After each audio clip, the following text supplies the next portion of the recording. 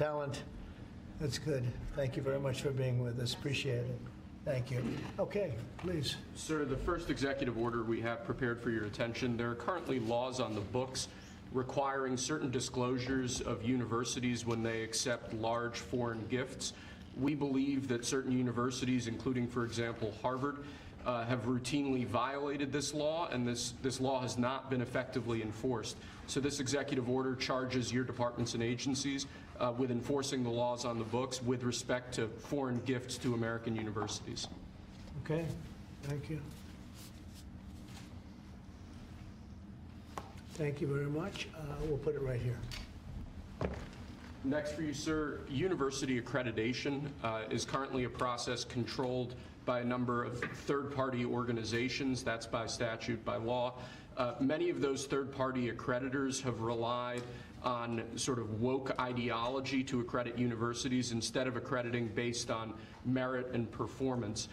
This executive order affects a number of changes to the university accreditation process, also applies to law schools and other sort of graduate programs.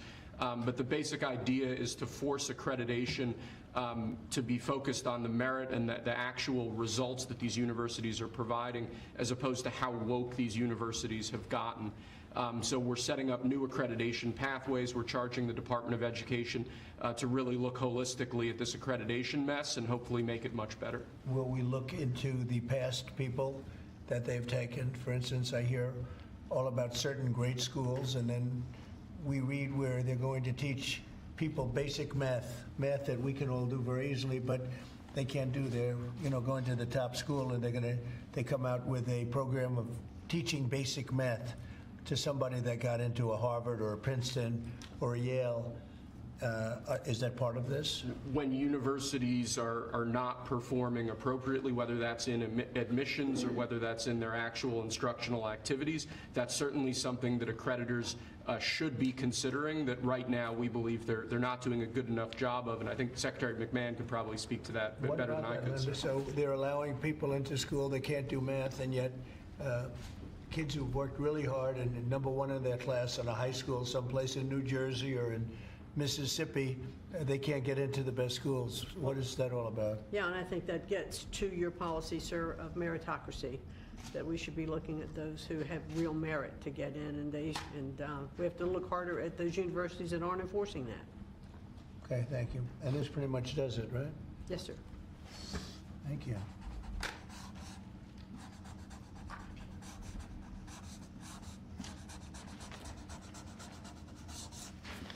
Okay.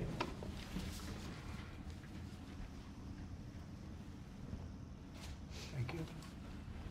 Sir, during your first administration, you made promoting historically black colleges and universities, HBCUs, a major priority.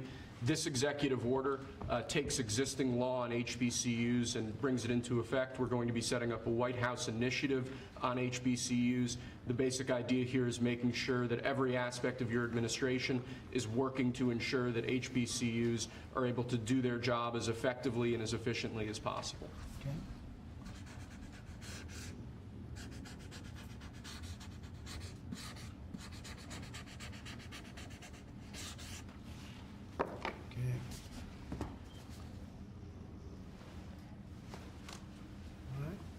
This next executive order relates to artificial intelligence education, sir. You've obviously done a lot in the artificial intelligence space already.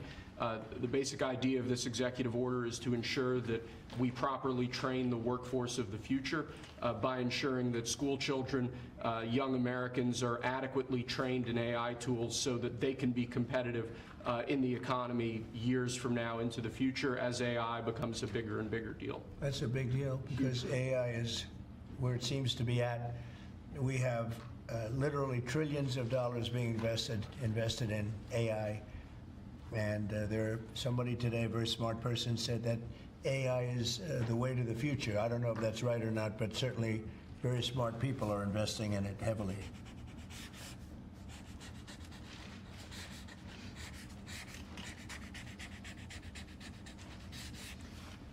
Good.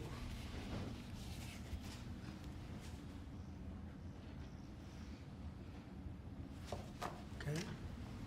Next, sir, we have an executive order on workforce development. This executive order is going to charge numerous departments and agencies within the government to reshape the way that we do workforce development. One example from the executive order, for instance, we're looking to get the total number of apprenticeships, new apprenticeships, up to 1 million in the country to ensure that in critical jobs areas, in areas where we currently don't have enough trained workers, that we're recreating that pipeline to ensure that, particularly as we onshore industrial jobs and new industries, that those industries have the workforce they need to be competitive globally. Right? Very important. And this is the EO that we're all here working together. And in a way, this is like a training center, right, for what we're trying to do, which is jobs at great salaries. These are great salaries, too. Right, it's exactly, so all those factories that you're bringing in because of your trade policy, we're going to train people in trade craft, bring back trade craft to America so that people can work in these factories with great paying jobs, and we're going to train them, and we're going to remake the American dream for all these people. We're working together. That's right. Right, Lori? Absolutely. This plays right into America at Work Tour, which I have kicked off. We will work with our state partners and work with our businesses to see exactly who they need in that workforce, and we will skill and upskill these apprentices so they can get right to work and get in the field and build back this economy for exactly living the American dream. Good, Laurie. Yeah. Thank you, sir. Thank you, Mr. President. Next, sir, we have an executive order on school discipline policies. Under, I believe it was the Biden administration, first Obama and then Biden, the Department of Justice issued guidance that made it almost impossible for schools to enforce adequate disciplinary policies. This created issues in the classroom for teachers and students alike. Basically, they focused on CRT and sort of diversity ideology instead of actually just enforcing the rules in classrooms to ensure a safe learning environment. This executive order revokes that prior guidance and puts us back in a place where hopefully the Department of Education can focus on education and teachers can focus on teaching in a safe environment. And this was important for you, Linda, as I understand it. Huh? Yeah, absolutely, because it gives teachers the authority now to have discipline in their classroom and discipline the person who is being disruptive. Great. We took that away.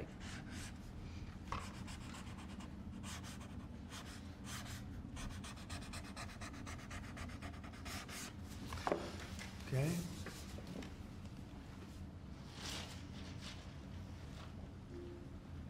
Nice. Cool. Here, Linda, you should hold that. Lastly, sir, we have an executive order on disparate impact theory. This is a theory that underlies a lot of the modern DEI and CRT-driven diversity culture. The basic idea here is instructing your departments and agencies to no longer rely on disparate impact theory as they're regulating, as they're issuing guidance, as they're making rules.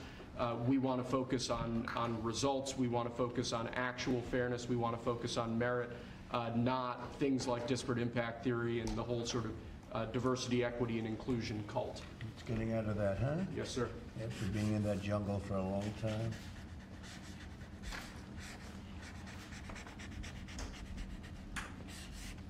Okay. Thank you. Very good job. Thank you, sir. Very much. Appreciate it. Very much. Would you like to introduce again Annette, and perhaps Annette wants to say something having to do with that? To Annette ask is her. right here. Yes, Annette. Yes, please come over. Would you like to have some comments to make? I know you're a former Charlotte Mecklenburg school teacher. I'm a North Carolina girl, so Yes, it's nice New to Bern. see you. Yes, from Yes. New Bern. Yes. Thank you so much for having me. Thank you so much. I'm so honored to be here. This has been an 8-year journey for me to raise awareness to the violence that's in public schools and the critical need to address violence in public schools. Again, been doing it 8 years because most administrations like to keep the violence hidden. We have 3 students that should be here with us today. We have Austin Metcalf, I'm sorry if I say his name wrong, Serenity Baker, and Nizir Taylor from Charlotte, North Carolina, who was shot in the back as he was getting off of a school bus because they thought he was a part of a big brawl that happened inside a public high school. So this is very important and critical legislation that we have to keep our educators safe, we have to keep our students safe, and public schools have to be safe environments. So I think, like I said, I've done this journey alone, I've been on it, but I have a whole team behind me now. I spoke at the RNC, and I told millions that Donald Trump and his administration was going to make schools great again, and I feel that we're on the right path, and I'm just honored to be here. Thank you.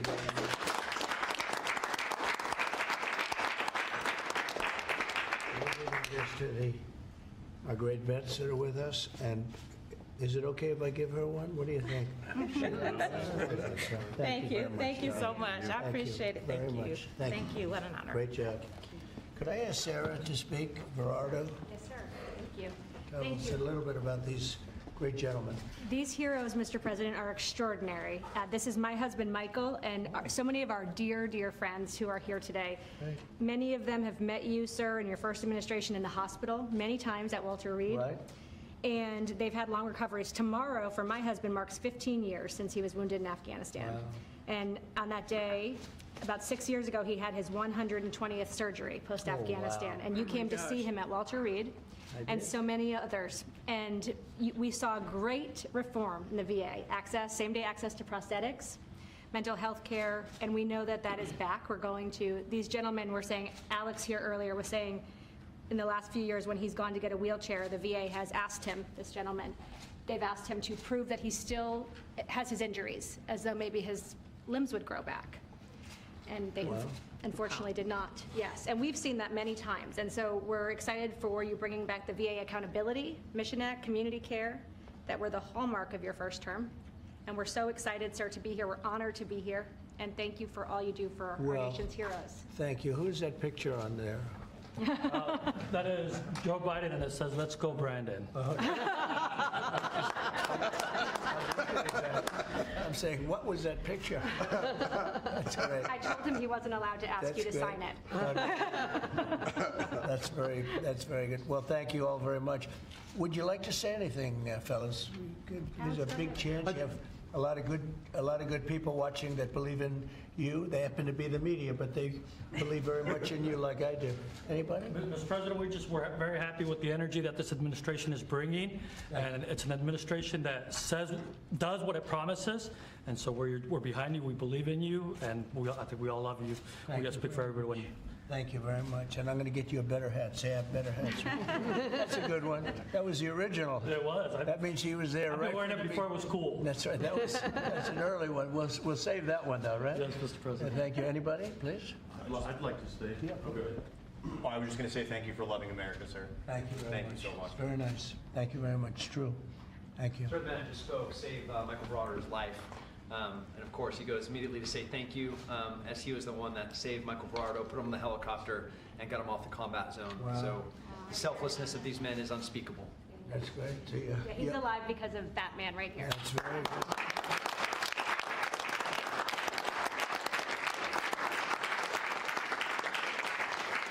And these are amazing people, great heroes, so that's really great. Anybody else? Yes. I'd like to say it was an honor to serve. You are worth it. This country's worth it, and it's because of what Christ paid for. Thank you. And we have a spirit that people haven't seen in many years, at least 5, that they haven't seen. I think even then, because we've been through so much for the last 4 years together, it was so bad. It was so bad what they've done to the borders, what they've done all over the place. And it's really an honor to be with you, all of you. Incredible. And I'm going to give you these coins that I think you're going to really like them. I think they're the best. These are the best coins. And you have your chips. This is gunmetal. I don't know, soldiers like the black, but I think you like this one. It's okay. A lot of soldiers like the black. Here you go. What do you like? I'll go to black, Mr. President. Huh? Yeah. See, I told you. I have that. These are choices. I'll take a black one, sir. Okay, look at this. Oh, that rarely happens. You're different, huh? I'll take a black one, sir. Oh, that's great. You call the military anyway. No, but is that, I always say the soldiers, they do like it. It's gunmetal. What do we like here? That's what I heard, that it was gunmetal. Gold is I'm what giving you, we should- I'm giving him 2. We have 3 girls, they're going to One for this one fight. right here, we'll get another one too. Okay. This is actually fun. I'll take the gold, Mr. President. Okay, I thought you were going to take that gold one. Okay, Gold one, sir. okay, you got it. I had an opportunity to sail across the Gulf of America 2 days after you named it right. Oh, wow, isn't that great? It's been an honor, and now people say it routinely. Yep. They don't even think about the other, they say it routinely. That's been a great honor for me. Okay, Take a gold one, sir. okay.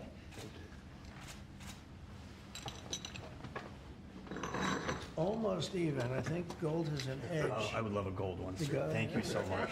Thank The you. gold, it picked up at the end, right? So you all okay? That's good. So I want to thank you very much, and especially, that's a great story. Yeah? Sir. So what do you think of a guy like that? Pretty good. Oh, we actually, him and him, we all served together. Wow. And Jared over there. So you And guys, oh, I forgot. so you guys got hit, huh? Pretty good. You got hit. Pretty good. Amazing, We're amazing. in a pretty tough area in Kandahar, in the Arghandab River Valley, Right, right it's outside tough. Kandahar. Their unit had a more than 50% Purple Heart rate, sir, Wow. in 2010. You deserve it. You deserve that and more. We appreciate it so much. Brave, really brave, brilliant people. Thank you very much. Do you have any questions of the guys here? I want to Mr. say President. thank you to the veterans who are here. Absolutely. Thank you so much for defending us. And then I wanted to ask you, Mr. President, because you said you want to bring the tariffs on China down soon. How soon do you want to bring the tariffs on Chinese goods Well, that down? depends on them. We have a situation where we have a very, very great place. It's called the United States of America, and it's been ripped off for years and years. These people know it. We talked about it before you came in. We've been ripped off by every country in the world practically, and friend and foe. And we're not doing that anymore. So what's happened is Howard, how many countries have we spoken to already? 90. 90. And they all want to make deals, and we're going to make deals, but they're going to be fair deals. They're not going to be rip-off deals. And, you know, we were losing almost $5 billion a year. No country can do that. And now we have it down almost to even, maybe even better than even, because of the tariffs on cars and aluminum and steel. We have tariffs 25% on cars, aluminum, and steel. There's a rush to build new steel plants, a rush to build new aluminum plants, and a biggest rush I've ever seen, that we've ever seen, to build car plants. We have like 11 of them or something, big ones, where you guys maybe work. Maybe you won't want to work, you'll do something else instead of that. But if you like cars, you'd like to work at one of these plants, the biggest plants in the world. 3 of them have left Mexico before construction started, 1 of them during construction. And they're coming to this country. They're coming back. Don't forget, and we get along great with Mexico, but Mexico took 32% of our car building business. So it's amazing what's happened. Remember this number, anywhere from $3 to $5 billion a day. That's not $1 million, that's $1 billion a day. Nobody can even imagine it. And that's what we were losing. And, you know, hence we have $36 trillion in debt and everything else. And in the end, I think what's going to happen is we're going to have great deals. And by the way, if we don't have a deal with a company or a country, we're going to set the tariff. We just set the tariff. It's something that we think that will happen, I'd say, over the next couple of weeks. Wouldn't you say? I think so. Over the next 2-3 weeks. We'll be setting the number. For and China. we're going to pick, could be for China too, could be for China. We're dealing with almost all of them. Too many to fully deal with, but we're going to be fair to them. But we're dealing with a lot of countries right now, and could be with China, but maybe we'll make a special, a deal, and we'll see what it will be. Right now, it's 145%. That's very high. It got there because of the fentanyl.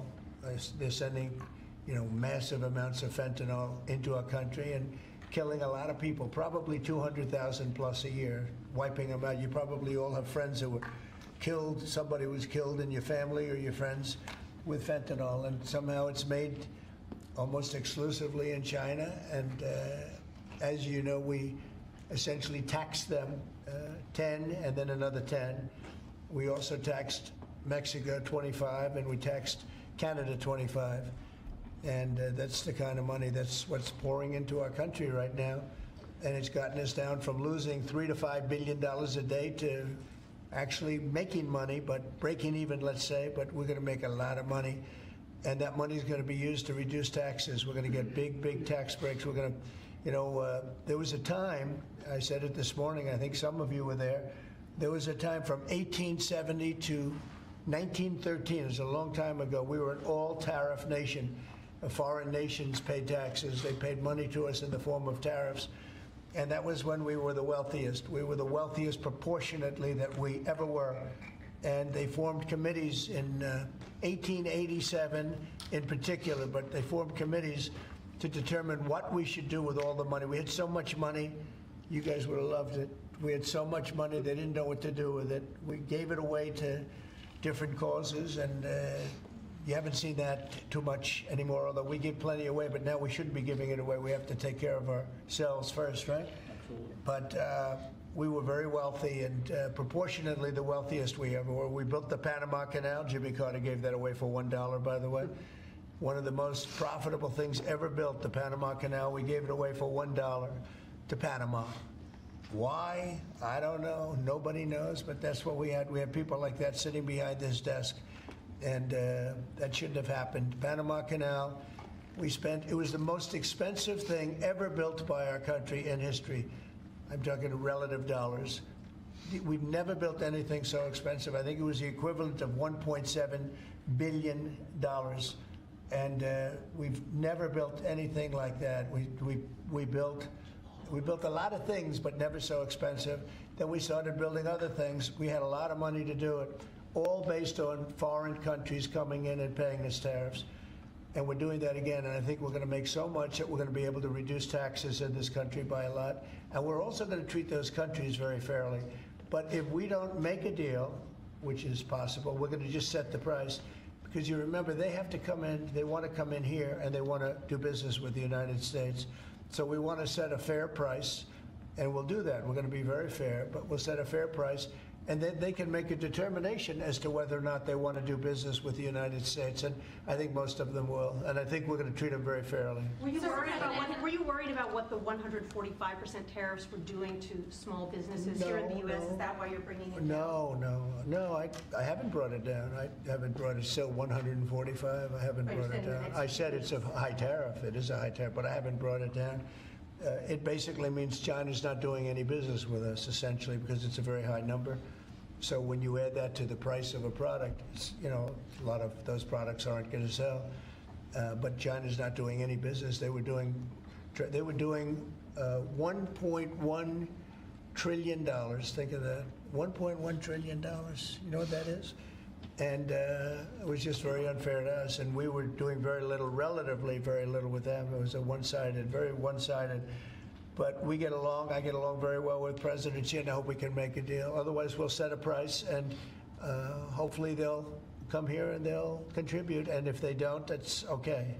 So on your trip to Rome, there's a lot of leaders attending the Pope's funeral who also said they'd like to meet with you while you're there. Do you have any meetings set up? Or are you looking to Yes, I do. I have a lot of meetings set up. I don't know if I can do it. Do you want to help me out, fellas? I got a lot of meetings. I got every leader in the world, which tells you that we have a good product. It's called the United States of America, and it's great. And these people know about it better than anybody in this room. But we have a great place, and it should be a lot greater.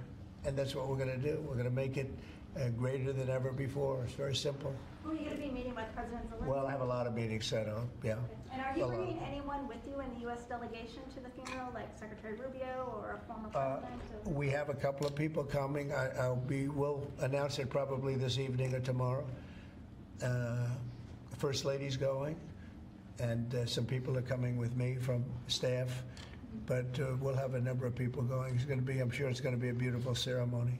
Okay? I had one on Ukraine, but I wanted to ask you one about veterans since they are here today, and thank you for your service and sacrifice. I wanted to ask you about the cuts that have been made, including with the VA. Can you assure that veterans like these men here, those that have been suffering from mental health issues or burn pits, for example, Yeah.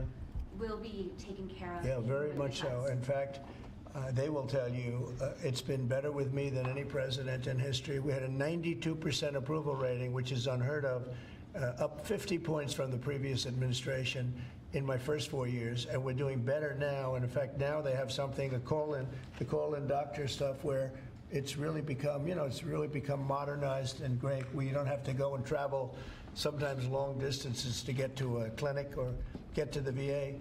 And I just heard this morning, I was listening to Doug Collins, who's the secretary. He was being interviewed, and the numbers are incredible.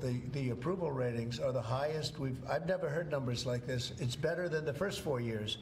So no, there's no group of people more important than the people in this room. And I'm not talking about the media.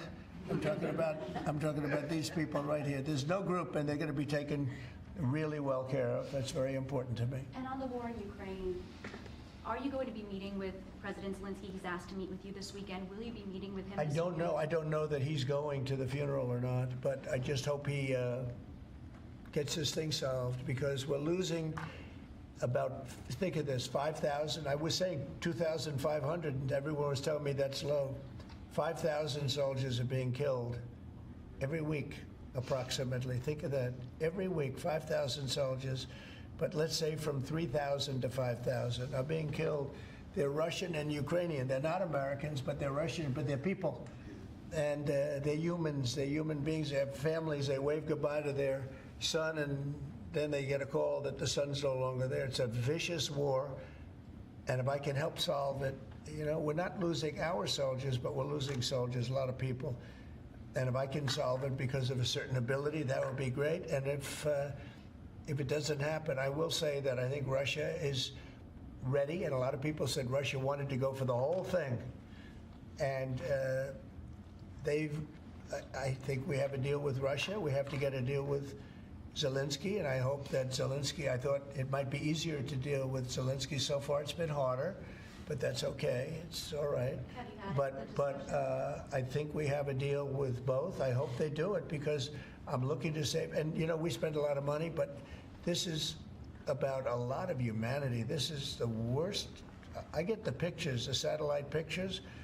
I've never seen anything like it, of the fields after some of these battles. It's horrible that it's going for nothing. We would have never had this problem. You would have never had that war if I were president. I guarantee you that. And for 4 years you didn't have it. Are you hoping to meet with Vladimir Putin? Are you hoping to meet with Vladimir Putin I will be meeting in with Saudi Arabia?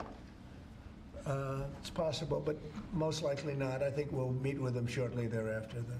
What is Mr. Wickoff going to present to the Federal Reserve Chairman Jerome Powell, during the Biden administration in the campaign, with inflation raging, he lowered interest rates 2 times. That's right. Now, with 2 consecutive months of inflation being down, all economic theory you learned in the 8th grade says it's time to cut rates when inflation is down. You're right. He's not done that. Have you had any direct conversation with him? No, I haven't. I haven't called him. I might call him.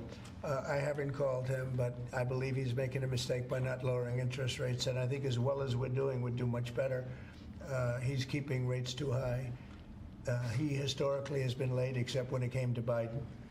He was recommended by a certain person that I'm not particularly happy with, but he will hopefully do the right thing. The right thing is to lower interest rates, so we'll see what happens. I think we're sitting on something that's going to be very good. With all the tariff money starting to come in, our country's going to be doing really well, and hopefully we don't have inflation.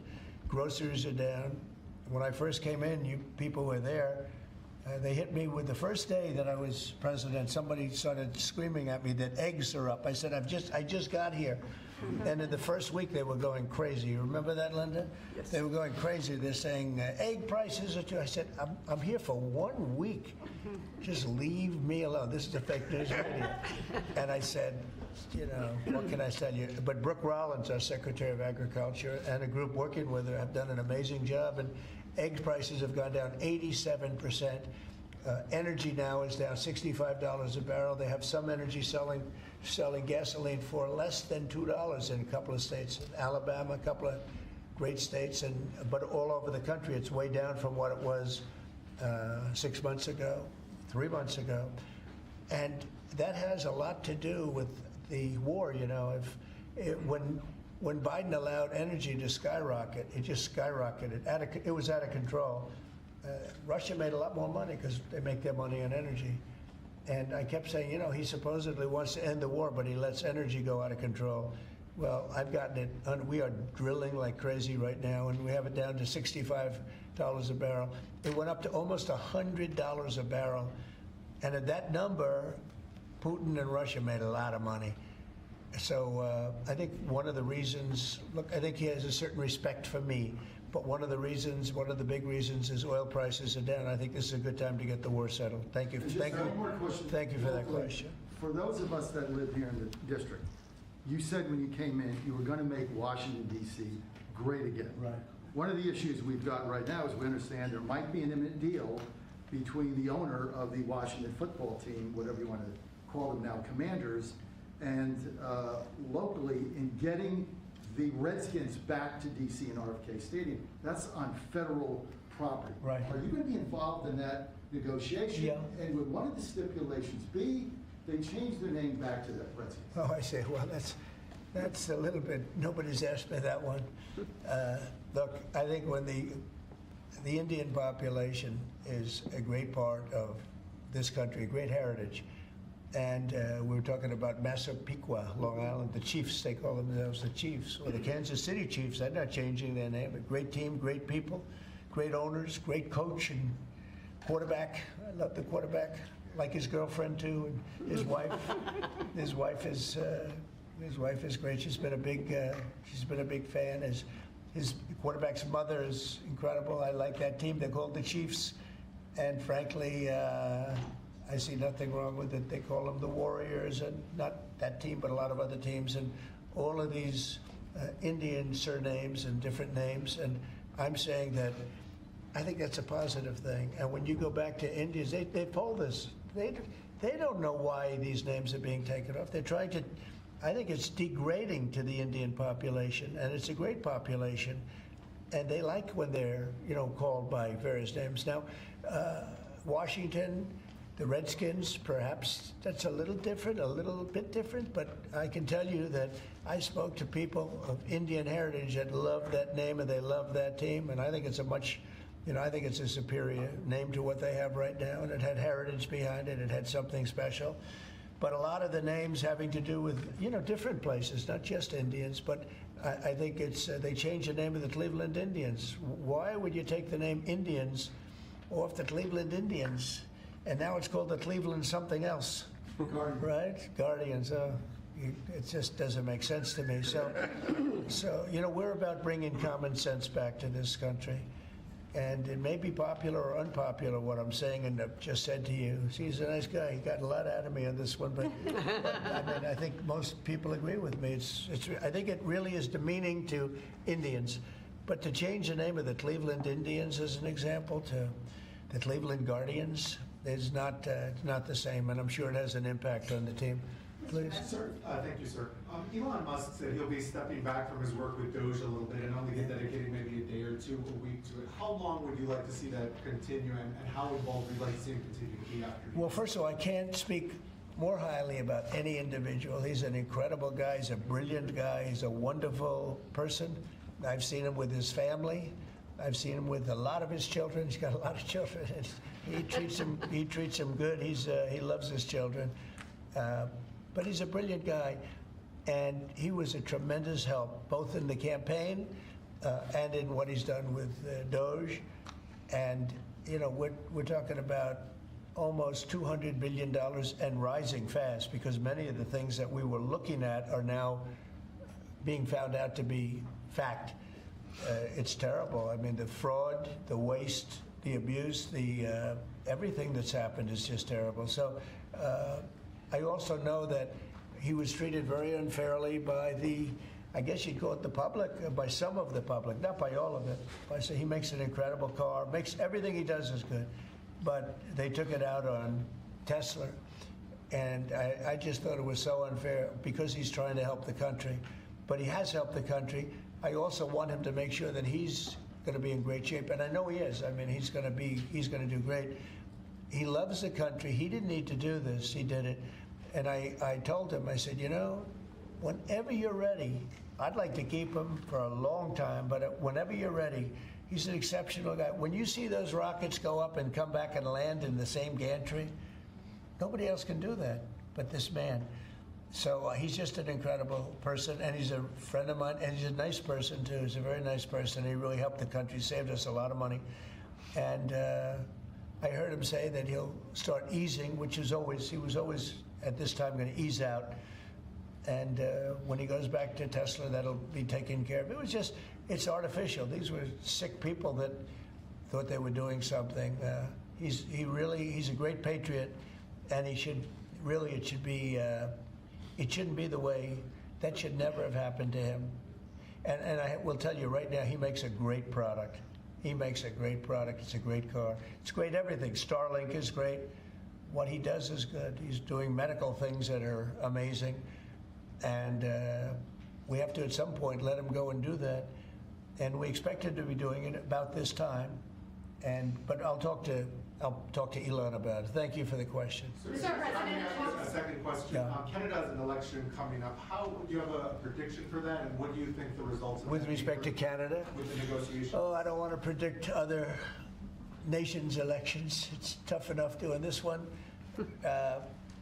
Look, I love the Canadian people. I like Canada, but it's costing us $200 billion a year to support Canada. $200 billion. And I say, why are we doing that? You know what? We can make our own cars. We have more energy than they do. We have more energy than anybody in the world. We don't need their lumber, obviously. We have more lumber. We have a lot of lumber. We have a lot of everything that they sell us. But in particular cars, they took a large percentage of the car making, and I want to bring it back to this country. I really don't want cars from Canada. So when I put tariffs on Canada, they're paying 25%, but that could go up in terms of cars. When we put tariffs on, all we're doing is we're saying we don't want your cars in all due respect. We want really to make our own cars, which is what we're doing in record numbers now. You know, we're going to be at record levels in a very near future because of all the plants, the car plants that are being built.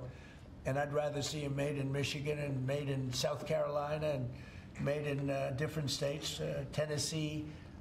We have a lot of great car-making states, and we have some that aren't car-making yet, but they will soon be car-making states. And that's what I want to see for our country. At the same time, I want to help Canada. I've spoken to the current Prime Minister.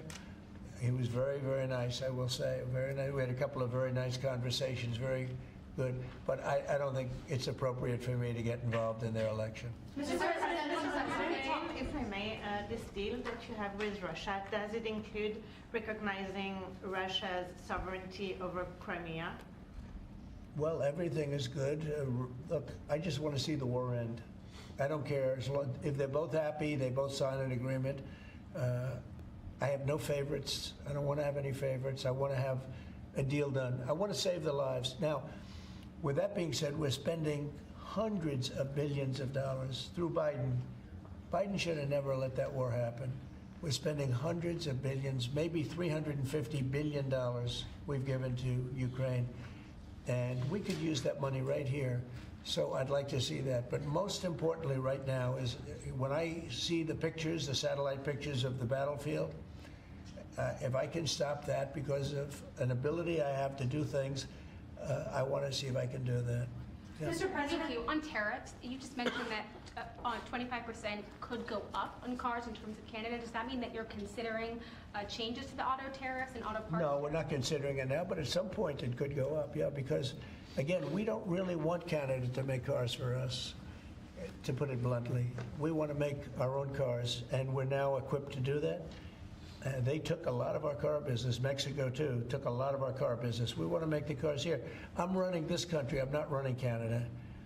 And that's why I asked Trudeau, who I call Governor Trudeau affectionately, but I asked him, why are we spending $200 billion to support Canada, to subsidize Canada? And he was unable to answer the question. I mean, why are we doing that?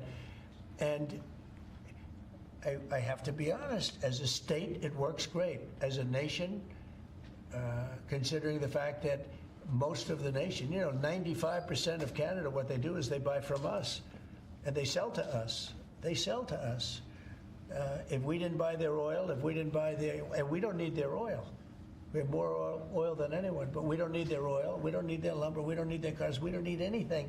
So I said, why are we doing this? Why are we spending $200 billion? It doesn't make sense. If we needed something, that would be a different subject. So I'm working well with Canada. We're doing very well. We're working on a deal. We'll see what happens. But again, why, representing this country, why are we spending $200 billion to support and subsidize another country? Because if they didn't have us, and if we didn't spend that money, as Trudeau told me, they would cease to exist. He said that to me. They would cease to exist, which is true, certainly as a country. And then on tourism, there's been a steep drop-off in international travel to the United States. It was down 12% last month, down even more from Western Europe. Why do you think that there are fewer people suddenly who want to travel to the United States? Well, there could be a little, there's a little nationalism there, I guess, perhaps. It's not a big deal, but, with the dollar being where it is, because, China would always fight for having a low dollar. Japan would always fight for having a low dollar, meaning a low yen, or in the case of China, the yuan.